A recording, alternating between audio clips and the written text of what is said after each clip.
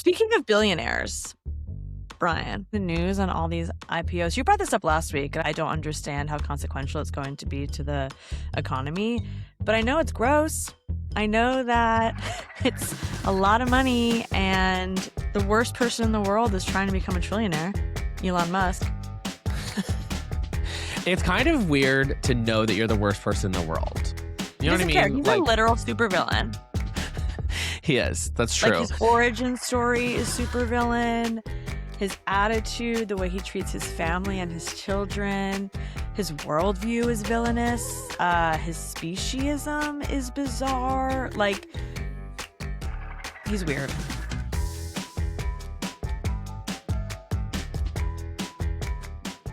We are on the precipice of something when it comes to these AI supergiants. The market, the stock market, has been dropping. Some of the biggest drops in the last few days that we've seen all year, maybe even longer than that.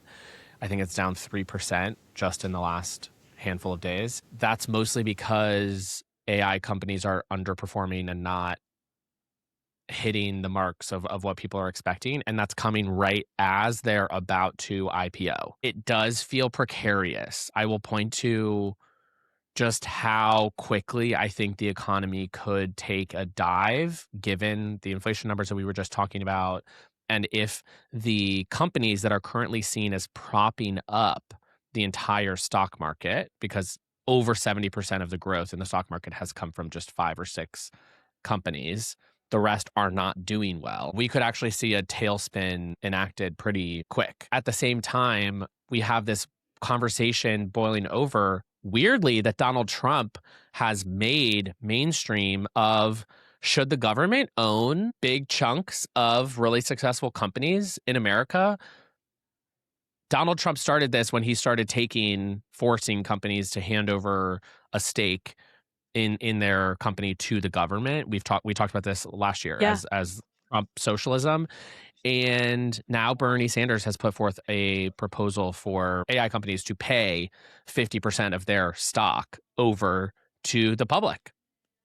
Yeah, I was thinking about this a little bit more because a huge part of the SpaceX IPO is that the AI element of Elon's universe lives within SpaceX. And I heard the news that Bernie was like 50% of AI companies should be owned by the American public or the government. And then I don't have the exact numbers, and I would like to actually look all this up and maybe talk about it at a later date. But when you think about how much these companies have received in government contracts, which are paid with our taxpayer dollars, it feels very gross to me. I don't know like if corrupt is the right word here, but it definitely feels like it's not serving the basic interest, to your point, of the American people, to have our taxpayer dollars be funneling into these private companies to then personally enrich these people. I think that it is the finances, the amount of taxpayer money and services that have gone to propping them up, but it's also the IP that we have to remember that these models were trained on the collective knowledge of everyone. And a lot of individual IP, personal IP was violated in that happening. That's why you see payouts happening from AI companies, settlements happening from authors and artists and things who have been suing because they fed their work into this model without permission. Just the collective knowledge. That's why Bernie has started to refer to AI as a public utility, which is an interesting framing of it as we think about what the AI of the future looks like in the most, let's say, optimistic or highest adoption scenarios.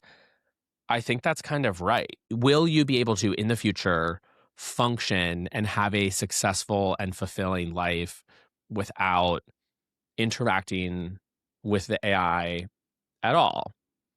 I don't know.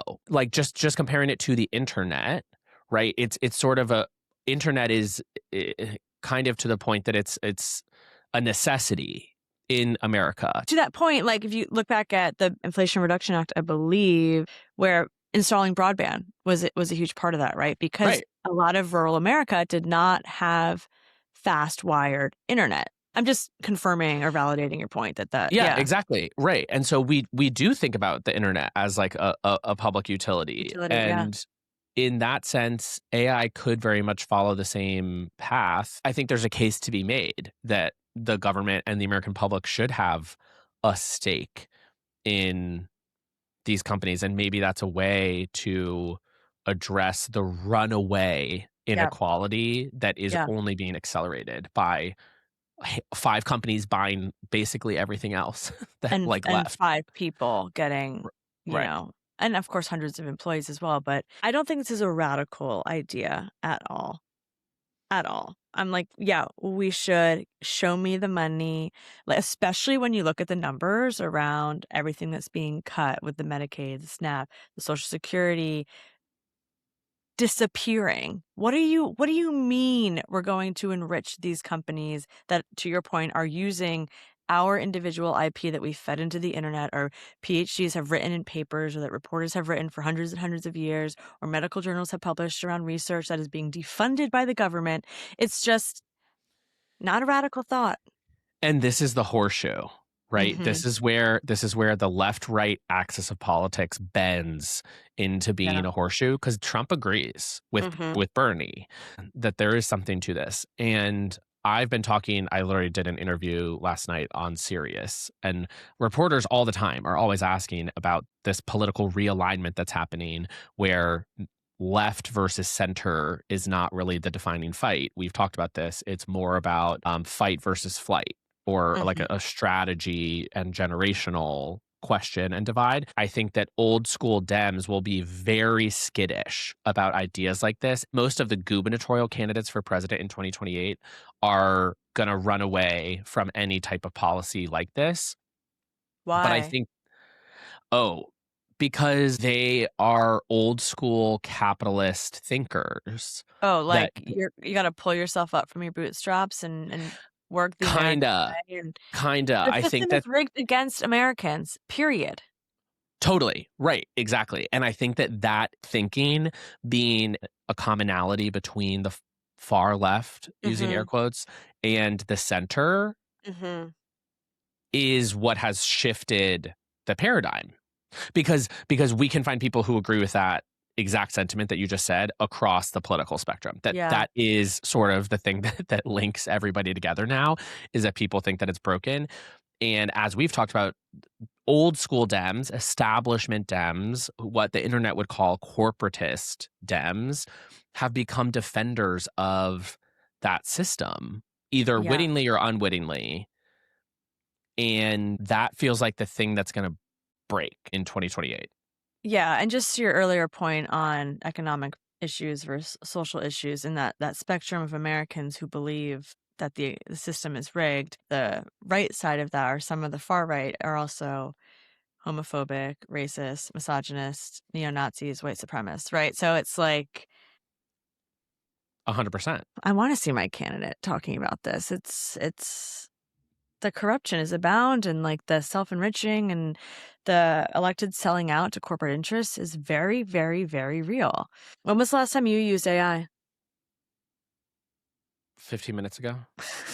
Yeah. And Yeah. every 15 minutes max every day. Like Mhm. I'm very deep. Mhm.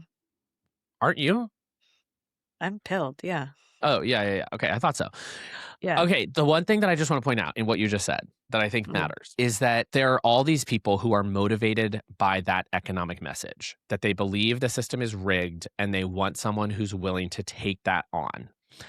And there a lot of those people are essentially forced to, or end up voting for racist, misogynistic, homophobic people because they are the only ones, or have Mhm. been the only ones, presenting a path and a vehicle for that fight, for that message, because Democrats have left that lane open Mhm. by focusing on other things or by not having a compelling enough message on that issue. They were able to capture that lane. And so, what I feel like is happening now is Democrats are recapturing the inequality, economic and general middle class well-being sort of, I mean, it's not even that. It's this like basic fairness, achievable American dream lane that can pull people away from and divest power from those racists and misogynists and homophobes. Our strategy, it seems, for the last few years has mostly been directly taking that on, calling out the X-ism instead of proposing an alternative economic path that can pull people away from them. We have to pull their audience away from them. That's how you take away their power. Yeah.